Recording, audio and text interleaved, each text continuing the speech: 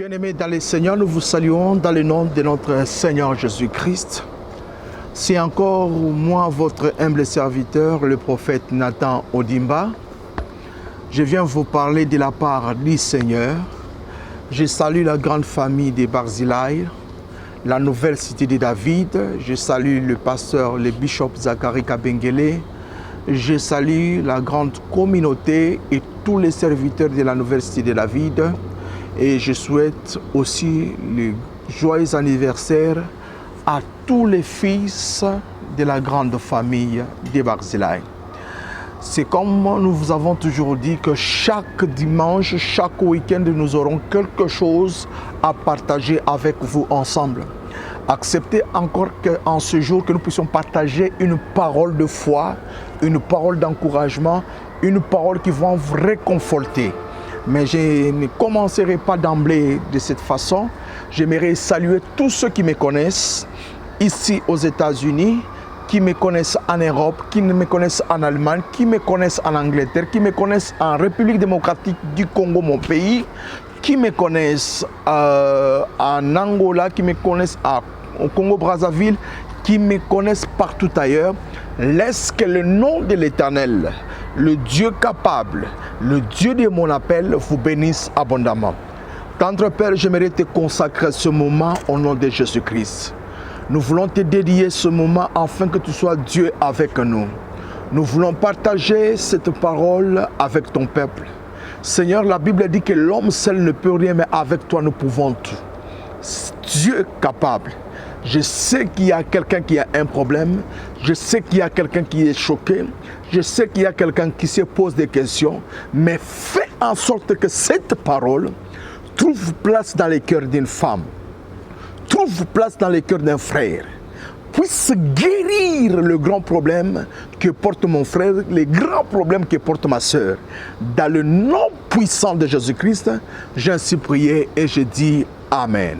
Que le nom de l'Éternel vous bénisse abondamment. C'est comme je vous disais l'autre fois, nous avions un petit thème que nous étions en train de partager avec vous ensemble. Et sans pour autant tarder, nous allons disséquer directement la parole de Dieu. Je vais avec vous dans le livre de Josué chapitre 1er. Et nous allons partager avec vous cette parole. Je crois bien que ça va te faire du bien et ça va me faire aussi du bien. Nous sommes dans Josué chapitre 1er. Je suis en train de chercher, toi qui es à la maison, tu peux aussi te presser à prendre ta Bible directement et à découvrir ces versets avec moi ensemble. Nous sommes dans le livre de Josué chapitre 1er. Josué chapitre 1er. Bien-aimé, Josué, c'est juste après la Bible, les livres de Deutéronome. C'est là que commence Josué. Et après Josué, il y a Juge.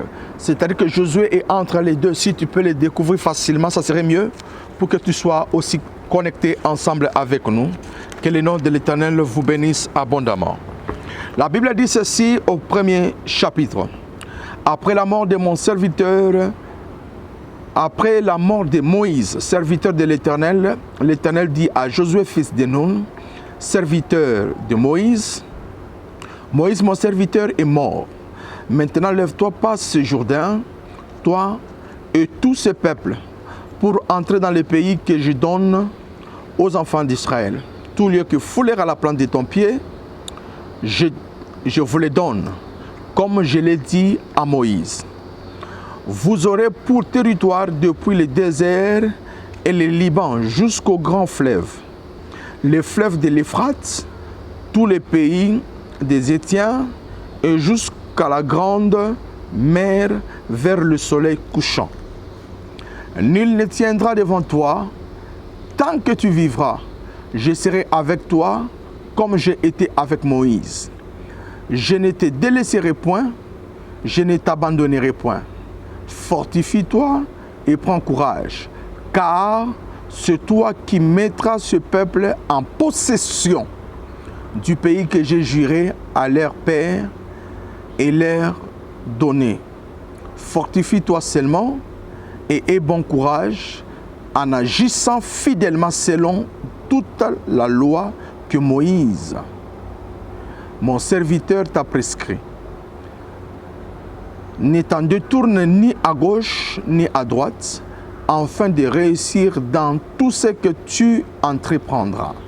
Que Dieu vous bénisse abondamment. Je préférais vous lire un peu ces quelques versets, afin que nous puissions comprendre quelque chose.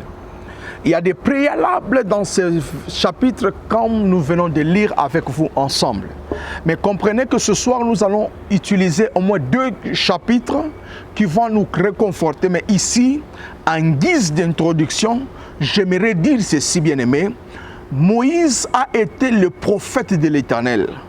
Quand on entend parler de prophète, c'est-à-dire que la bouche de l'Éternel, la bouche autorisée, la bouche qui engage Dieu, c'est-à-dire là où était Moïse, Dieu était là. Ce que Moïse disait, il engageait Dieu, c'est-à-dire qu'il ne parlait pas en son nom, mais il parlait au nom de Dieu.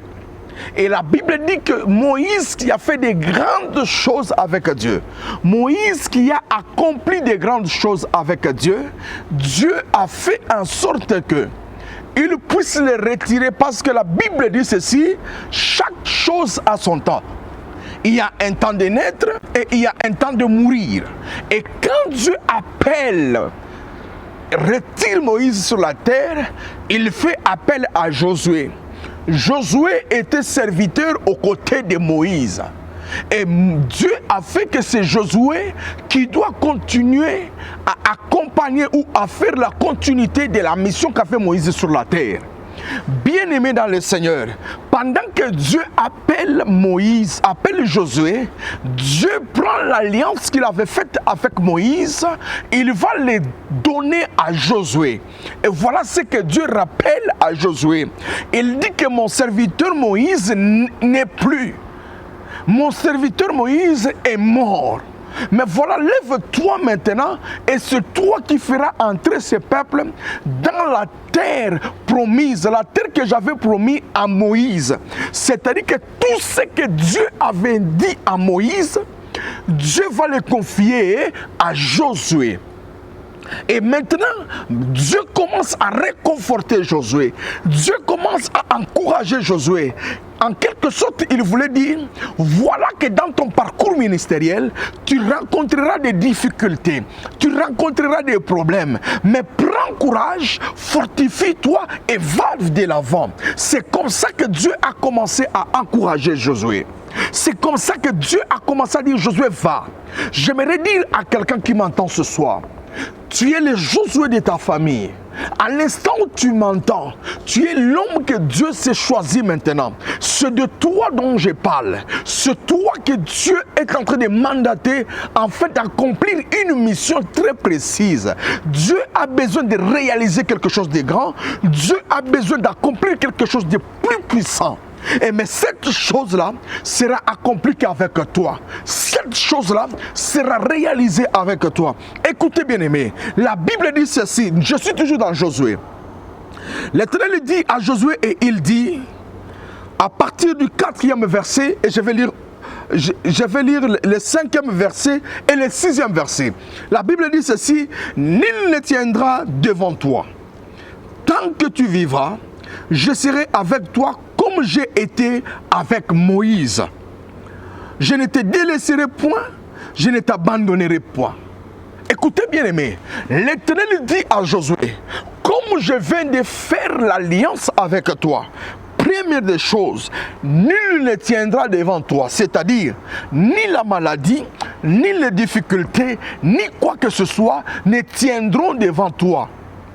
C'est-à-dire que personne ne tiendra devant toi parce que moi, Dieu, je serai avec toi. La deuxième des choses, Dieu dit que je ne t'abandonnerai point et je ne te délaisserai point. Quand Dieu fait alliance avec quelqu'un, il n'y a pas d'abandon, mais Dieu demeure avec toi. Que tu sois dans l'avion, il est avec toi. Que tu sois dans la voiture, il est avec toi. Que tu sois n'importe où, il est avec toi. Laisse-moi déclarer ce soir que l'Éternel soit avec toi partout où tu seras. Que l'Éternel demeure avec toi. Tout lieu qui foulera la plante de ton pied, que Dieu soit avec toi. Qu'il te donne ce lieu en possession. Le verset 5. Le verset 6 dit ceci. Fortifie-toi et prends courage, car c'est toi qui mettra ce peuple en possession du pays que j'ai juré à leur père de leur donner. C'est-à-dire que quand Dieu appelle Josué, il dit Josué, c'est à toi que j'ai fait appel. C'est toi qui amèneras ces peuples dans la terre que j'ai juré à leur père, à la terre que j'ai promis à leur père. Je viens dire à quelqu'un, ne reste pas croupi, ne reste pas dans la position où tu es. C'est toi le Josué que Dieu a dit. L'année 2021, tu amèneras ce peuple dans la terre que j'ai juré à leurs ancêtres. Bien-aimé dans le Seigneur, je sais que tu te poses beaucoup de questions. Je sais que tu te poses beaucoup de questions. Je sais que tu es dos au mur. Je sais que tu es buté à beaucoup de réalités. Mais laisse-moi te dire, l'Éternel est Dieu avec toi. Il ne t'abandonnera pas et il demeurera Dieu avec toi. Tout lieu que foulera la plante de ton pied, Dieu sera avec toi. Dans le nom de Jésus-Christ. Bien-aimés, je vous ai dit que nous allons lire 2 chapitres.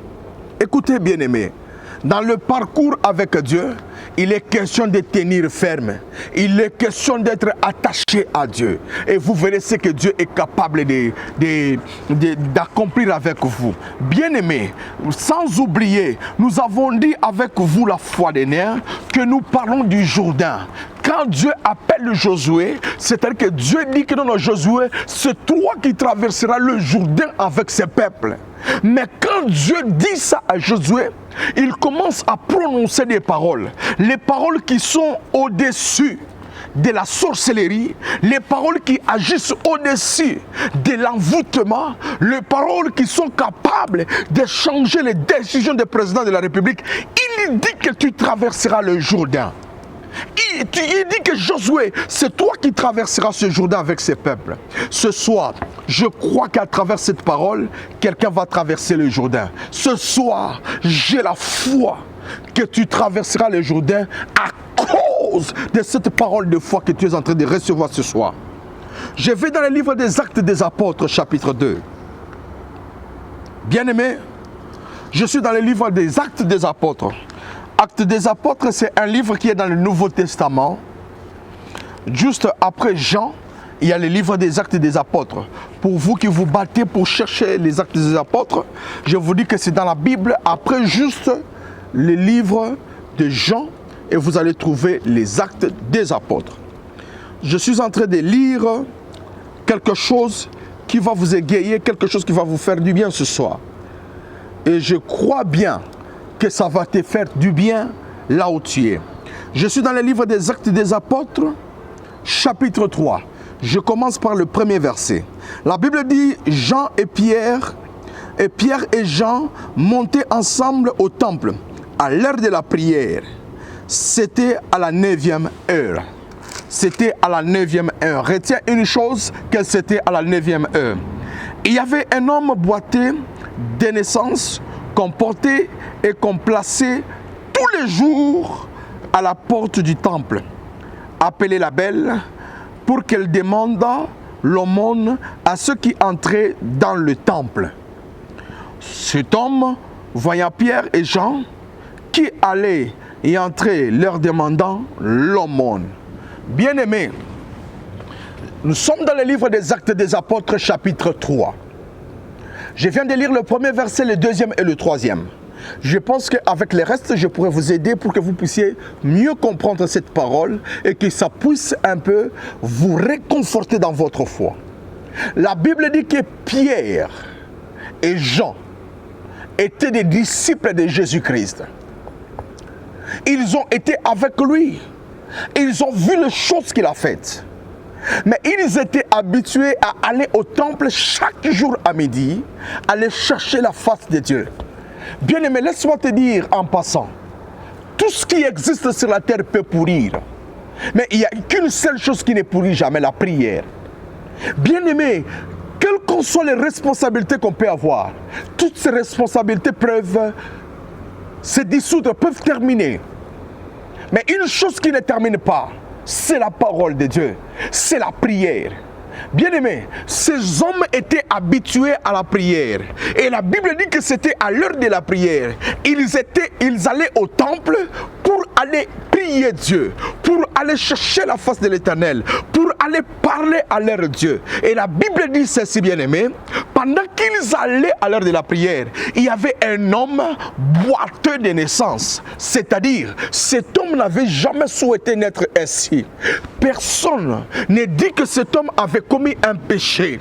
Cet homme n'avait jamais volé quelque chose. Cet homme n'avait jamais escroqué quelque chose. Mais la Bible dit qu'il était boiteux de naissance. Bien aimé, ma Bible dit que cet homme était boiteux de naissance. Quand on dit boiteux de naissance, il est sorti du ventre de sa mère boiteux. Boiteux s'il vous plaît. Peut-être pendant que je parle, tu es aussi boiteux là où tu es. Être boiteux, c'est-à-dire que avoir un manquement quelconque dans son corps. Être dépourvu de quelque chose. Cet homme était boiteux de naissance. Et la Bible confirme et dit que non, cet homme était porté. On l'a porté et on l'a mené à la porte du temple, qu'on appelait la Belle. Chaque jour on l'a mené. Chaque jour on l'a mené. Chaque jour on l'a déposé. Chaque jour on l'a déposé. Et cet homme-là, il demandait l'aumône chaque jour. Il ne se fatiguait pas parce qu'il savait, s'il ne demandait pas l'aumône, il ne mangerait pas. Et s'il demandait l'aumône, il mangerait. Mais la Bible dit ceci, bien aimé, ce jour-là, Pierre et Jean montaient au temple pour la prière. Et c'était à l'heure de la prière. Et cet homme étend la main et il demande l'aumône à Pierre et Jean. Là où ils étaient, les deux se sont regardés. Je parle bien de Pierre et Jean. Quand ils se sont regardés, ils se sont fixés. Ils ont regardé, ils ont dit non. Je n'ai ni or ni argent. On n'a ni or ni argent. Mais ce que nous avons, nous te la donnons. Ce que nous avons, nous te la donnons. Bien aimé, ce soir, je viens dire à quelqu'un, je n'ai ni or ni argent. Je n'ai rien. Je n'ai pas les dollars que tu as besoin. Je n'ai pas la maison que tu as besoin. Je n'ai pas la voiture que tu as besoin. Je n'ai pas l'avion que tu as besoin. Mais ce que j'ai, je te la donne. Ce que je te la donne. Je te donne cela au nom de Jésus-Christ. Je te donne cela au nom de Jésus-Christ. Je te donne cela au nom de Jésus-Christ. Toi qui es malade, reçois ton miracle. Toi qui es buté à un problème, reçois la solution.